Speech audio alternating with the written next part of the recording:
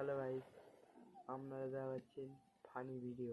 প্রাপ্তবয়সীরা কানে হেডফোন দিয়ে দেখবেন আর বাদবাকিরা দূরে থাকবেন। চলো ভিডিওটা ভাগনা বকে শুরু করা যাক। তো দেখিয়ে দাও রাস্তাটা, আমি মারা কাজে কোথায় যাবো মারা? ওবে হারামজাদা, কাজের কি অভাব পড়ে গেছে নাকি দুনিয়ায়? আমি কাজ খুঁজে দেবো তোকে, তুই বড় হয়েছিস, তো যা কাজ কোথা আছে দেখ গা, সেখান থেকে খুঁজে গিয়ে কাজ কর গা বোকাচুদা। দুনিয়ায় তো বিভিন্ন রকমের কাজ বে, যে কোনো একটা কাজ কর গা, যাতে ডেলি 200-300 টাকা ইনকাম হয়, সেরকম কোনো ব্যবস্থা কর গা। নাহলে যে আমি তোর বিয়ে শাদিটা দেবো, বউটাকে খাওয়াবে কি বে? হ্যাঁ, কবার বলবো তোকে একটা কথা, কাজে কমে যা। বাবা তোমাকে আমি একটা কথা বলবো, কথাটুকু শুনে ভালো করে বল রে হারামজাদা, বল কি বলবি বল। তুমি যে মেয়েটার সাথে আমার বিয়ে শাদী দিবা না, তার বাপের কাছ থেকে কিছু টাকা পয়সা নিয়ে এলাও, ঠিক আছে? দোকান থেকে তুমি যা নিবে, আর বাকি কিছু টাকা আমাকে 5-6 হাজার টাকার মতো দিবে। আমি বাজারে বসে সবজির ব্যবসা করবো বাবা। ওবে বোকাচুদা, সবজির ব্যবসা করে কি পেট ভরে? বোকাচুদা শোন, মাছের ব্যবসা করবি, ঠিক আছে? ওই বিয়ের টাকা আমি তোকে কিছু দেবো, মাছের ব্যবসা করবি, ঠিক আছে? আর যেই মাছগুলো বিক্রি হবে না, ওই 2-1টা মাছ বাড়িতে নিয়ে চলে আসবি, তোর বউকে দিবে, ভেজে ভুজে খাবে, বুঝলি বোকাচুদা? পরশুদিনকে মেয়ের লোক আসবে, মেয়ের বাপার বাড়ি থেকে লোক আসবে, তোকে দেখতে দেখিস আবার আং বাং করে দিস না যেন।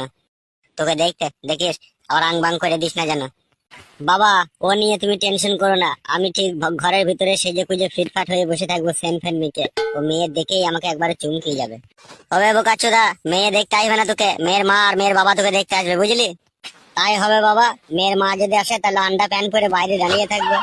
বোকাচোদা, আন্ডা প্যান্ট পরে কেন দাঁড়িয়ে থাকবে বোকাচোদা? ভালো করে প্যান্ট পরে দাঁড়িয়ে থাকবি তো আবার। এই তো বাবা, একটা কথা তুমি ভুল বলে ফেললে। বাবা তুমি আমার থেকে বয়সে বড় হতে পারো, তুমি আসল জিনিসটাই জানো না, শাশুড়ি জামাইকে দেখে কি দেখে পছন্দ করে।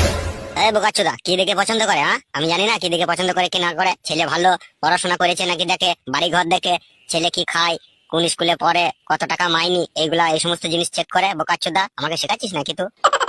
বাবা তুমি আমার থেকে বয়সে বড় হতে পারো, তোমার সাধারণ গুরু জ্ঞানটাই নাই। তুমি কোনোদিন কোর্টে গিয়ে দেখেছো কত হাজার হাজার মেয়ে প্রত্যেকদিন ছাড় হয়, ডিভোর্স হয়? দেখেছো তুমি? না বে, আমার এসব দেখার টাইম নাই। দেখেছো তুমি? না বে, আমার এসব দেখার টাইম নাই।